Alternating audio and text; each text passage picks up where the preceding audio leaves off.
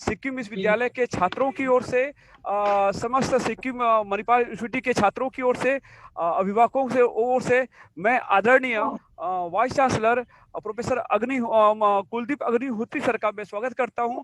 दोस्तों, आज एक बहुत ही पावन अवसर है कि आज स्वामी विवेकानंद जी का जन्म दिवस है, जो युवाओं के प्रेरणा स्रोत रहे हैं। ये ऐसे तो भारत तमाम महापुरुषों का एक देश है, जहाँ पे भगत सिंह से लेके चंद्रशेखर आजाद, सुखदेव, महात्मा गांधी, गौतम बुद्ध, ऐसे बहुत सारे जो धार्मिक नेता, पॉलिटिकल राजनीतिक नेता का जन्म हुआ है। लेकिन विवेकानंद की जो हमें जो ऊर्जा हमें दिखती है, वो बहुत ही एक अलग हटके है। उन्होंने भारत को देश ही नहीं, पूरे वर्ल्ड पटल पे, मतलब विश्व पटल पे अपना स्थान भारत को दिलाया। सर, आपका विशेष स्वागत है इस व्याख्यानमाला पे।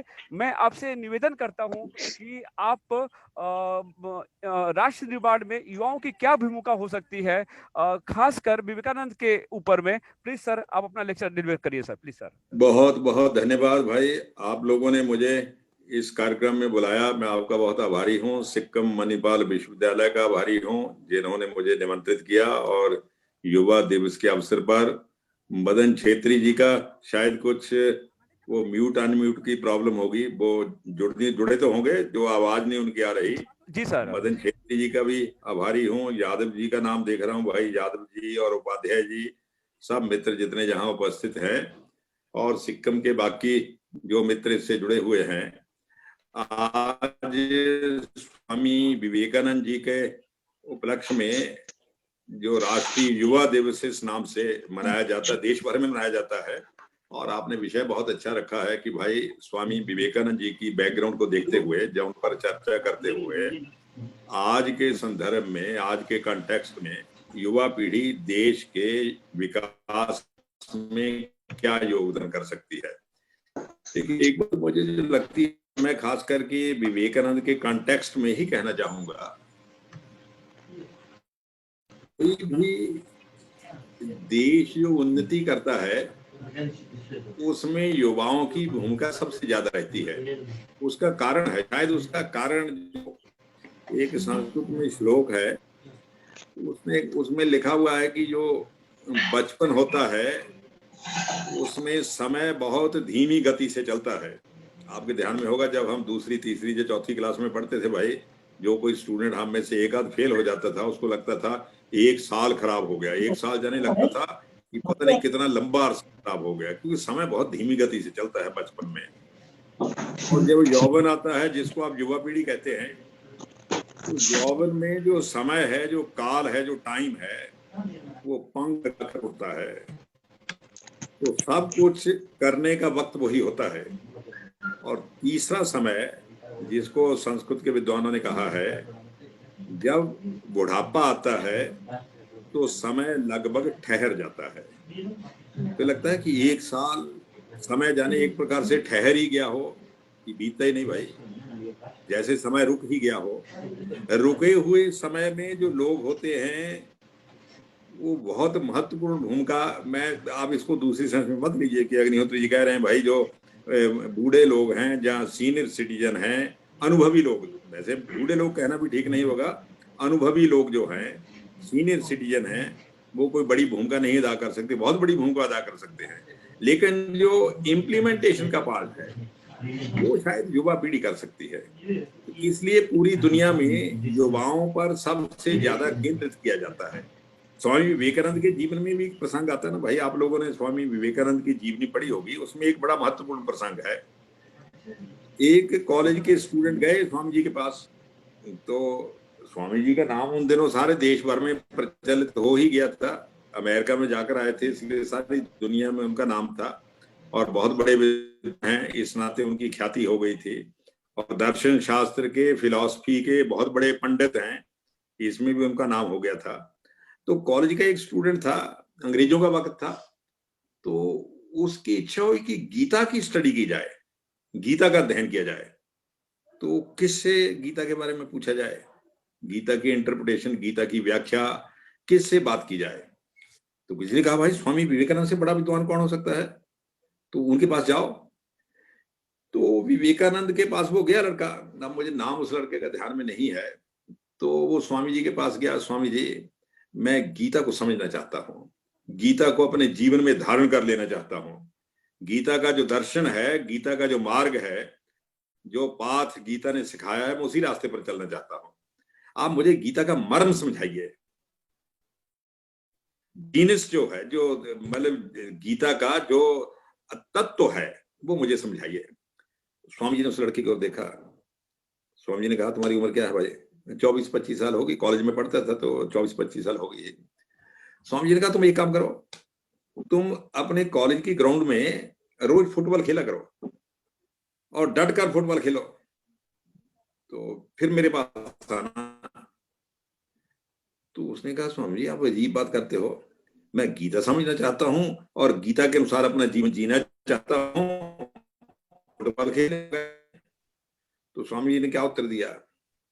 गीता कृष्ण ने किसके लिए कही थी?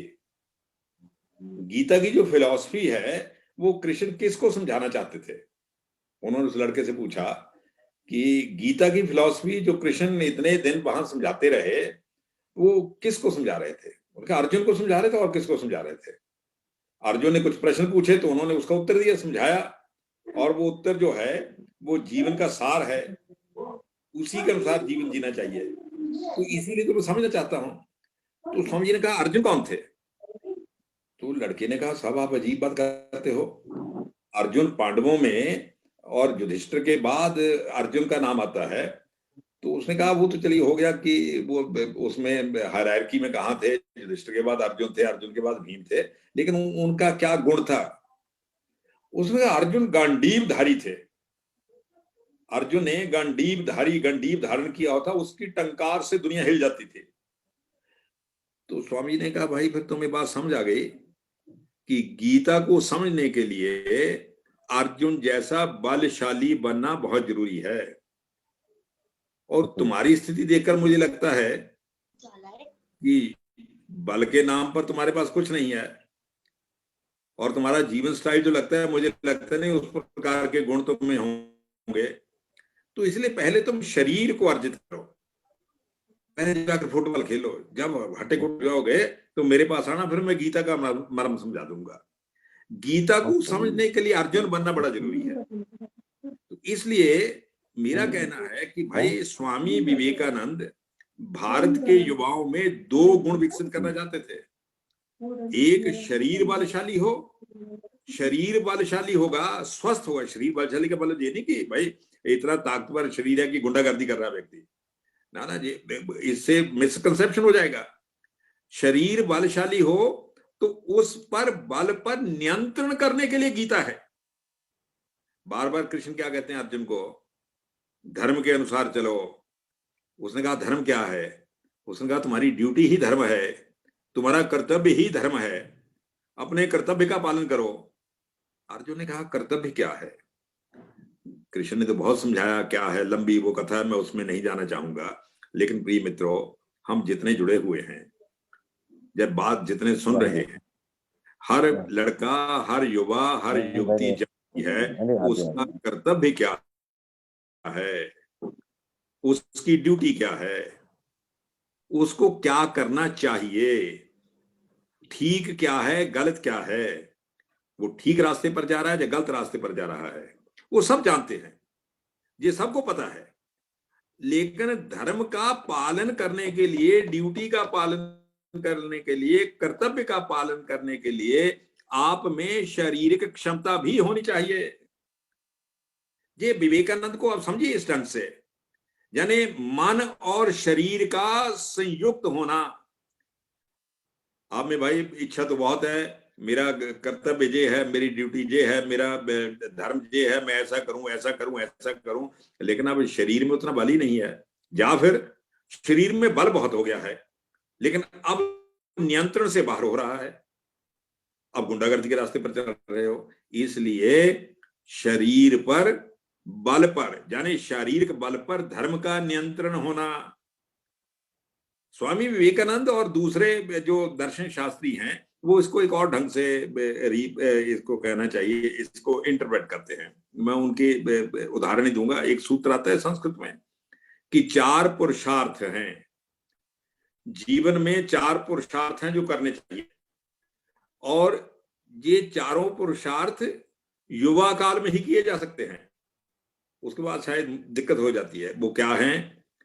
धर्म, अर्थ, काम, मोक्ष, इनकी साधना करनी चाहिए। मोटे तौर पर गीता में अर्थ कृष्ण और विवेकानंद भी पूरे जीवन का, यदि उनके पूरे जीवन का, उनके उपदेशों का निचोड़ निकाला जाए तो विवेकानंद भी यही कहते हैं, अर्थ और काम की साधना करो, दुनिया से भागो मत। संसार माया है ऐसा कहने की जरूरत नहीं है। संसार में रहकर संसार में साधना करो, लेकिन एक बात का ध्यान रखो कि साधना नियंत्रण में, धर्म का नियंत्रण हो। धर्म जाने कर्तव्य क्या है तुम्हारा, तुम्हारी ड्यूटी क्या है।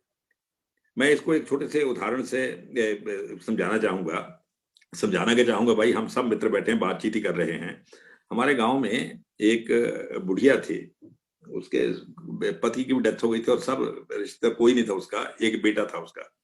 वो बेचारी गरीब थी और उसने बहुत ही मेहनत मजदूरी करके अपने बेटे को पढ़ाया। उसकी इच्छा थी कि बेटा बड़ी पोस्ट पर जाए और अच्छा ठीक जीवन में सेट हो जाए। उसने बड़े परिश्रम करके उसको पढ़ाया और बेटा भी मेहनती था, परिश्रमी था। वो शायद एसडीएम बन गया। लेकिन एसडीएम या एसडीओ जो भी होता है, एसडीओ बनने के बाद उसने अपनी माँ को पूछना बंद कर दिया, गांव में ही आना बंद कर दिया। अपनी माँ को, उसकी चिंता करनी छोड़ दी। अब माँ बेचारी बूढ़ी थी, शायद 80-85 वर्ष की होगी। तो हम उसको कहते थे, गांव में जो हम उन दिनों युवा थे भाई, हम कहे माई, जब माई, तुम्हारे बेटे ने तुम्हारे साथ बड़ा न्याय किया है और ऐसा तुमने ऐसा उसको पढ़ाया और वो छोड़कर कमबख्त चला गया। ऐसा उसने एक बड़ी तत्व की बात कही भाई। वो अनपढ़ थी लेकिन उसने बड़ी तत्व की बात कही। कहती नहीं, मैंने उसके लिए क्या किया। हमने कहा तुमने उसके, कहती जी तो मेरा धर्म था, संतान का पालन पोषण करना जी तो मेरा धर्म ही था। मैं उसमें एक्स्ट्रा क्या कर रही थी? मैं तो अपने धर्म का पालन कर रही थी। बेटे का धर्म है बुढ़ापे में माता पिता का ध्यान रखना, वो अपने धर्म का पालन नहीं कर रहा। बस इसमें न्याय कहां आया? मैंने अपने धर्म का पालन किया, वो अपने धर्म का पालन नहीं कर रहा। मैंने उसके लिए एक्स्ट्रा कुछ नहीं किया, मैं अपने धर्म का पालन नहीं कर रही थी।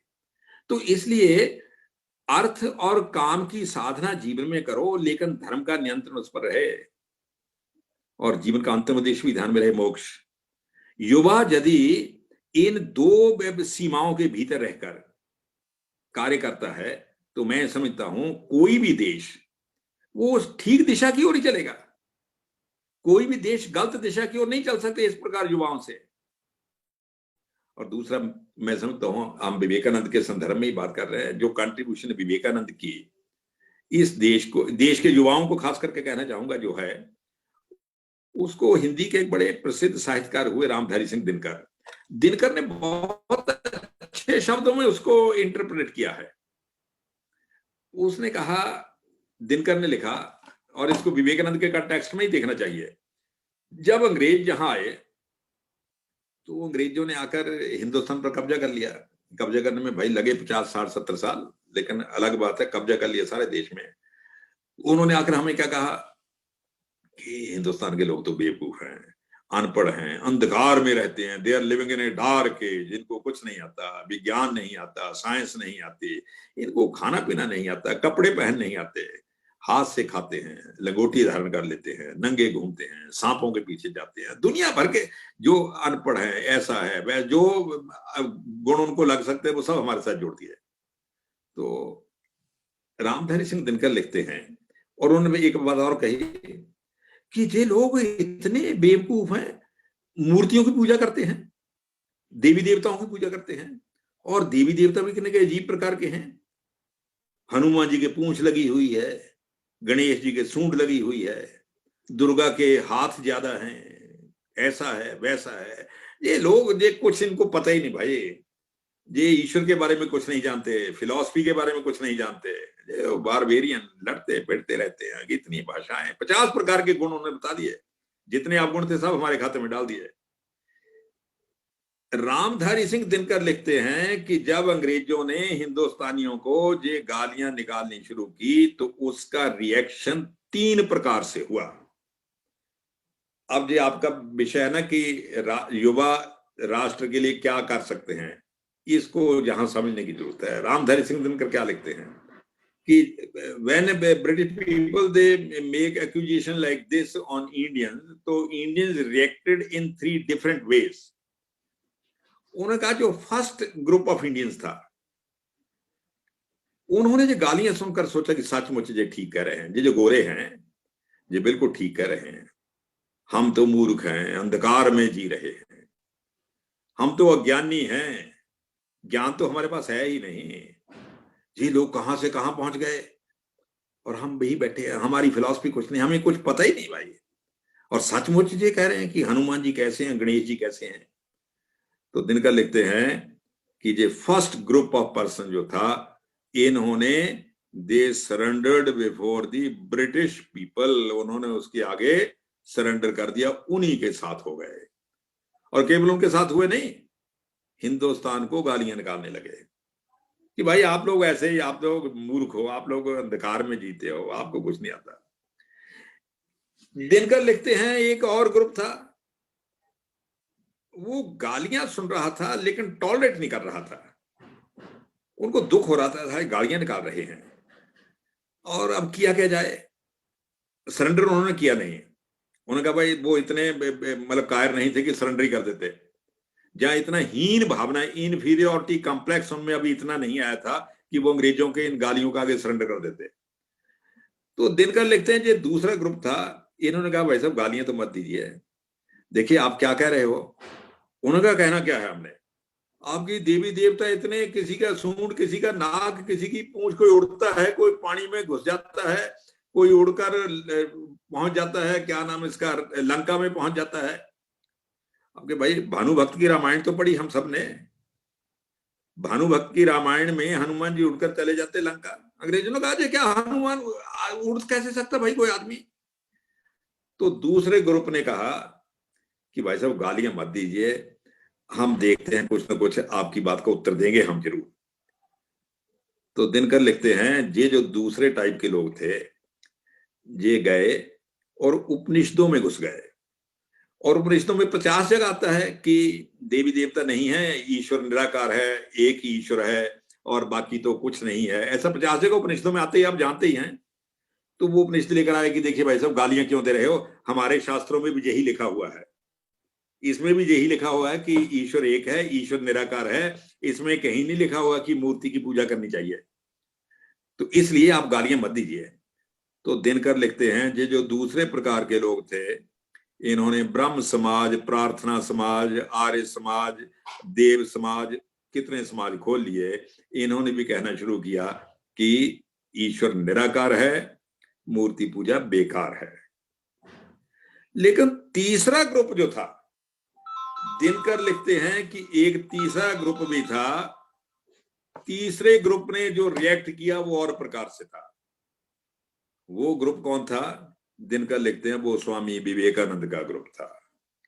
विवेकानंद ने कहा तुम कौन हो तो हमें गालियां देने वाले, भाई तुम हम पर इस प्रकार की उठपटांग मूर्खतापूर्ण बातें करते हो, तुम्हारे यहां क्या होता है? तुम्हारे जहां भी कथा कहानी आती है कि वो पानी में घुस गया, वो हवा में उड़ गया, वो जिंदा मरकर जिंदा हो गया, वो 6 दिन के बाद जिंदा हो गया, वो 15 दिन के बाद जिंदा हो गया, उसको ऐसा हो, तुम्हारे जहां क्या है? तुम हमें गालियां देने वाले कौन होते हो? विवेकानंद ने कहा हम ठीक हैं, गलत हैं, राजी हैं, खुशी हैं, काले हैं, पीले हैं, हम अपनी समस्याओं का खुद निराकरण करेंगे, तुम्हारी गालियां नहीं सुनेंगे। तो भाई ये जो तीसरा ग्रुप था, इसने फोर्सफुली ब्रिटिश उपनिवेशवादियों के एक्यूजेशंस को चैलेंज किया, और केवल जहां बैठकर चैलेंज नहीं किया, आप कहेंगे भाई सिक्किम में आकर चैलेंज किया क्या, गंगटोक में चैलेंज किया, कोलकाता में चैलेंज किया, जालंधर में चैलेंज किया, जब मेरे धर्मशाला में चैलेंज किया। उन्होंने जहां से ये गालियां आ रही थी, शिकागो में जाकर चैलेंज किया, वहां जाकर उन्होंने उत्तर दिया और भारतीय ज्ञान विज्ञान की परंपरा को उन्होंने वहां जब कहा तो बहुत से लोगों ने कहा जो विवेकानंद कहता वो ठीक है, विवेकानंद ठीक कह रहा है। और प्रिय मित्रों, उससे लाभ क्या हुआ? हिंदुस्तान के युवाओं में एक नया जोश आ गया। हिंदुस्तान की युवा पीढ़ी को पहली बार लगा जो इन्फीरियोरिटी कॉम्प्लेक्स था वो निकल गया। तो जब विवेकानंद को शिकागो में मान्यता मिली, वो फिर 1.5-2 साल बाद घूमते घामते हिंदुस्तान में आए थे, तब तक उनका पश्चिमी जग में डंका गूंजने लगा था।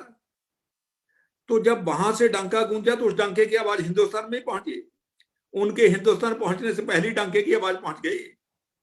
तो यहाँ के यूथ में जिन्होंने ब्रिटिश एजुकेशन सिस्टम से एजुकेशन प्राप्त करके हिंदुस्तान और इंडियन नॉलेज सिस्टम को लेकर जिनके मन में इन्फीरियोरिटी कॉम्प्लेक्स आ गया था, उस कॉम्प्लेक्स को स्वामी विवेकानंद के डंके ने दूर कर दिया।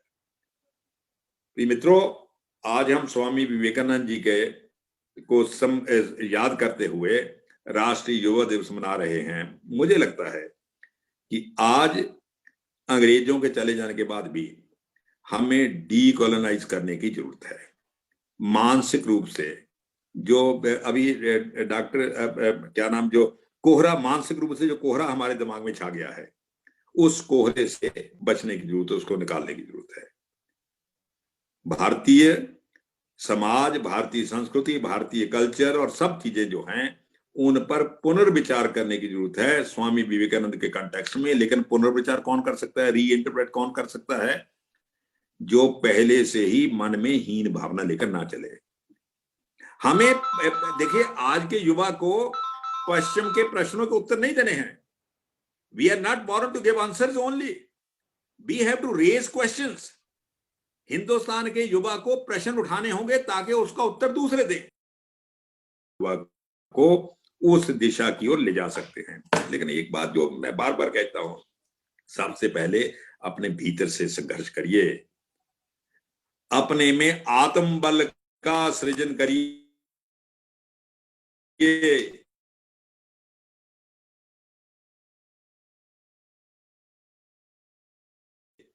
जिस युवा में आत्मबल होगा और वही युवा आगे नया रास्ता खोज है। बुढ़ापे में नए रास्ते नहीं तलाश में, नए रास्ते नहीं बनते, तो एक काल में वो ही दिशा आगे बढ़ता है। पुराने चले चलाए रास्तों पर तो सारी दुनिया चलती है, बने हुए रास्तों पर तो आंखें बंद करके भी चला जा सकता है। युवा वो है जो नए रास्ते बनाता है, रिसर्च में नए रास्ते, दर्शन में नए रास्ते, साइंस में नए रास्ते, कल्चर में नए रास्ते, चिंतन के नए रास्ते।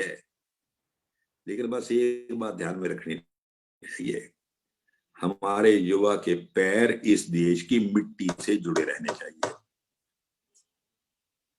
जिस दिन युवा के पैर देश की मिट्टी से उखड़ गए, आप समझिए, हमारे जहां धरती को मां कहा जाता है ना भाई, भगवान बुद्ध तो, तथागत बुद्ध तो धरती को मां ही मानते थे। इसलिए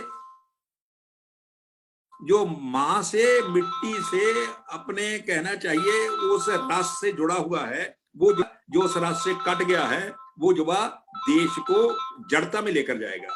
एक मिनट में, हाँ संजय जी, हेलो।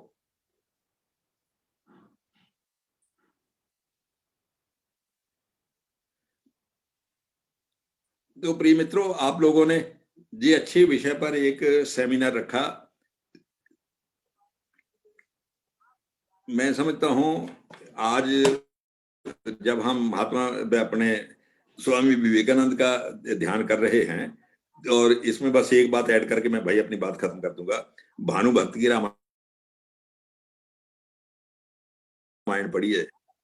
राम जब उनकी पत्नी का अपहरण हो गया था, रावण ले गया था, राम सेना मंगवा सकती संगठित किया, और उन नागों को, उन बानरों को, उन जो वहां विभिन्न जनजातियों के लोग रहते थे, उन सभी युवाओं को इकट्ठे करके उनमें एक इतनी प्रेरणा पैदा कर दी कि उन्होंने रावण को हरा दिया।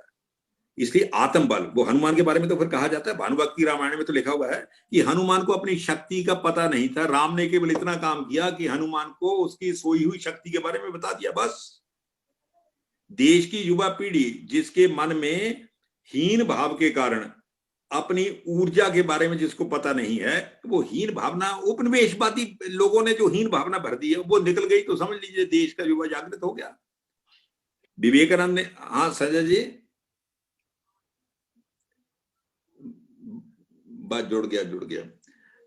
तो स्वामी विवेकानंद जी ने इसकी शुरुआत कर दी थी।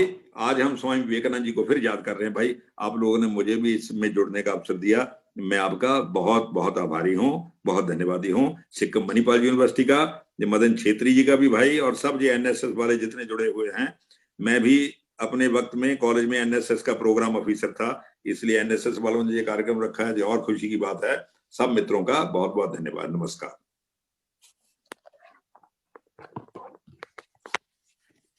Mr. Yadav, hello, Mr. Yadav. Am I audible, Mr. Yadav? अच्छा भाई छेत्री जी, Madan ji. Yeah, Mr. Sir, am I audible in the meeting? नहीं मदन जी, मदन जी आपको मेरी आवाज आ रही है कि नहीं आ रही? हाँ, आवाज आ रही है सर, अच्छा, आ रही है। भाई मदन जी ऐसा है, अब मुझे जहां से हटना होगा, मुझे दिल्ली यूनिवर्सिटी के कार्यक्रम में जुड़ना है। उनके 6 फोन आ लिए मुझे, तो मैं आप लोगों से, मेरा काम तो खत्म हो गया ना, और तो कुछ नहीं है Well, sir, so I would like to share something regarding this program. बस 2 minutes only, sir. नहीं वो मैं भाई अपने मदन जी, आप बोलते रहो, मैं आपसे फोन पर बात कर लूंगा भाई। आप लोग अपना कार्यक्रम जारी रखो।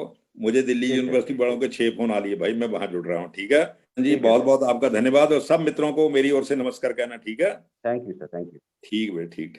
Thank you very much sir. Hello mister Yadav,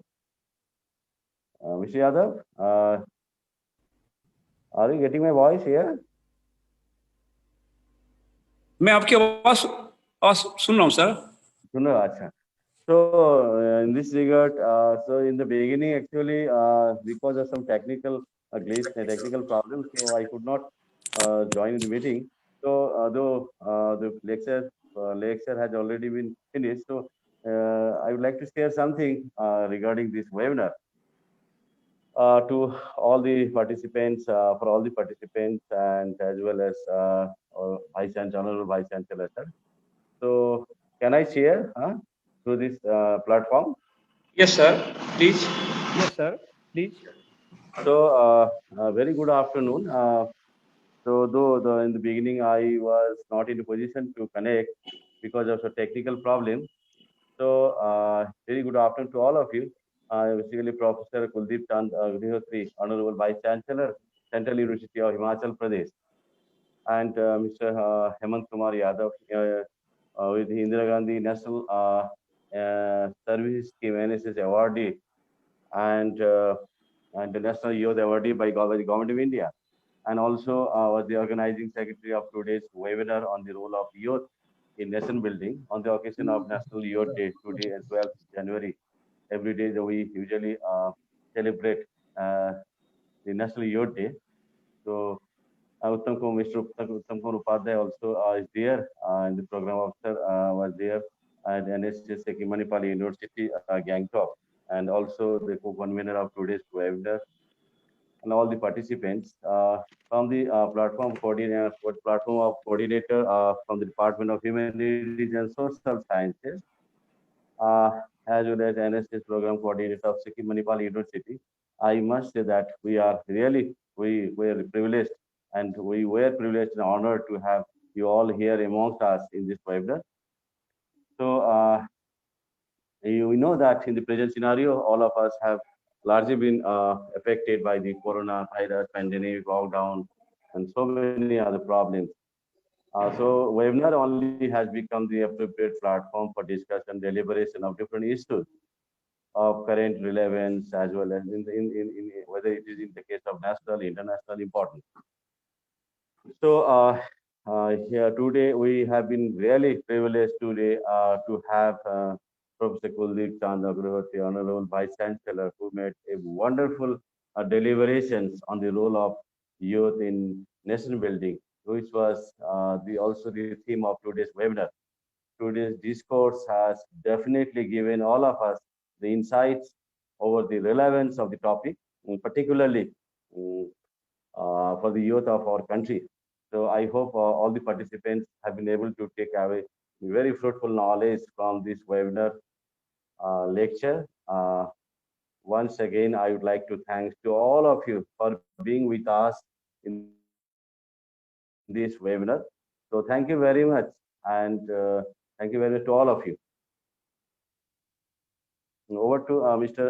Yadav.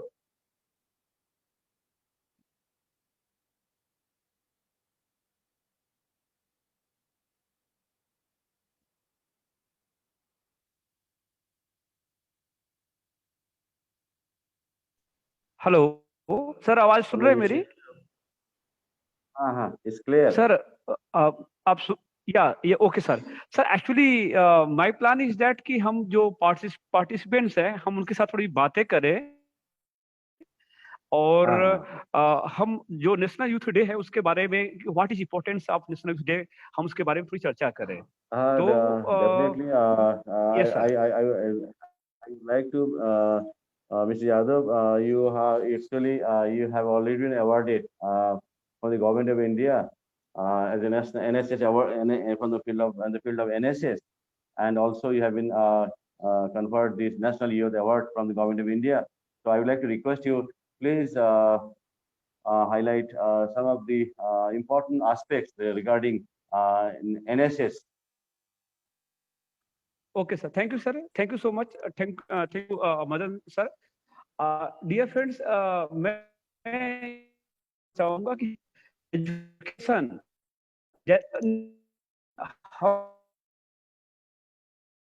physical growth, okay, and हमारी जो mental and psychological growth के लिए we need proper education. उसी तरह से same like that जो हमारा जो social behavior होता है उसके लिए हमें कुछ सोशल एक्टिविटी की आवश्यकता पड़ती है. Without knowing any social activity we can't explore ourselves. तो वो सोशल एक्टिविटी हम कैसे जुड़ते हैं, हम कहाँ से जुड़ते हैं?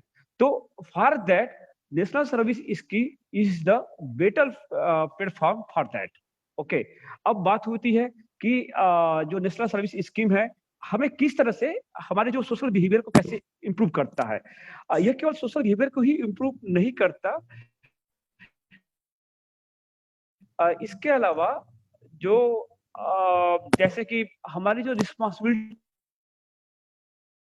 होती है, देखिए what are the responsibility for our nation, for our community and pandemic time.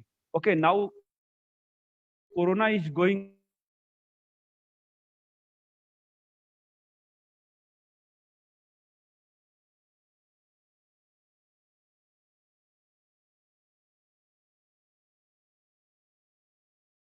तरीके से पार्टिसिपेट नहीं किया हो, लेकिन जहां भी जैसे कि वेस्ट बंगाल में, उत्तर प्रदेश में, बिहार में, सिक्किम में भी बहुत सारे जो यूथ हैं जिन्होंने ऑनलाइन कैंपेन किया कि कैसे कोरोना काल में ड्यूरिंग एपिडेमिक टाइम हम अपने आप को कैसे मजबूत कर सकते हैं. मजबूत इन द सेंस हमारा इम्यून सिस्टम कैसे उसको हम बढ़ा सकते हैं. तो ऐसे बहुत सारे जो अवेयरनेस के काम थे वो हमारे एनएसएस वॉलंटियर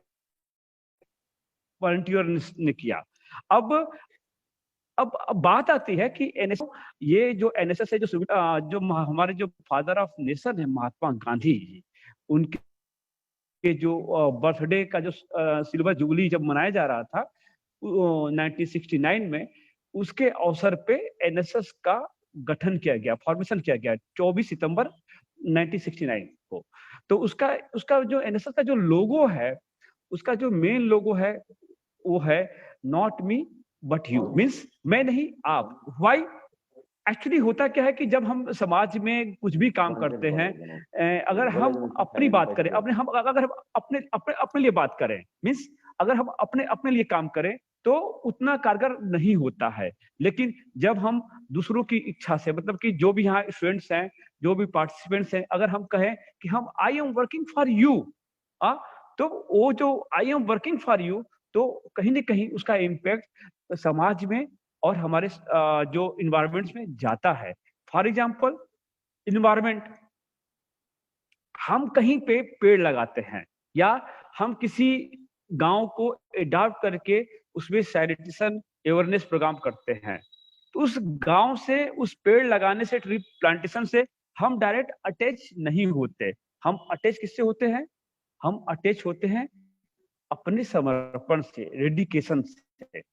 तो ये कहीं न कहीं एनएसएस जो है, हमें समाज के प्रति डेडिकेट होने का, समर्पित होने का बात सिखाता है।